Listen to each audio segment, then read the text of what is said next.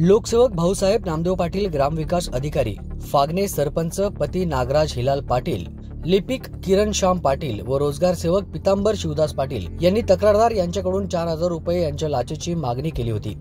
रक्कम स्वीकारताना सदर आरोपी सापडले एसीबीच्या जाळ्यात।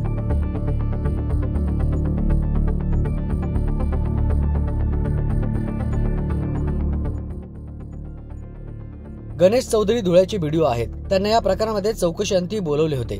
त्यानंतर बीडीओ व अँटी करप्शन ब्युरो मधून बाहेर निघाले। परंतु या ठिकाणी प्रश्न असा निर्माण होतो की धुळे पंचायत समितीमध्ये कार्यरत असणारे जे बीडीओ आहेत गणेश चौधरी, हे बीडीओ पदाचा कारभार स्वीकारल्यानंतर ग्रामसेवक असतील, ग्रामविस्तार अधिकारी असतील, पंचायत समितीमध्ये मोठ्या प्रमाणात या विभागामार्फत काम केले जात आहे।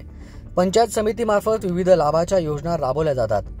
योजनांच्या माध्यमातून मोठ्या प्रमाणात ग्रामसेवक, ग्रामविस्तार अधिकारी आणि बीडीओ यांच्या संगनमताने मोठ्या प्रमाणात भ्रष्टाचार होताना दिसतोय। त्यात अनेक अधिकारी व कर्मचारी आहेत, त्यांची देखील चौकशी झाली पाहिजे। दीप बागुल, दक्ष महाराष्ट्र 24 न्यूज, धुळे।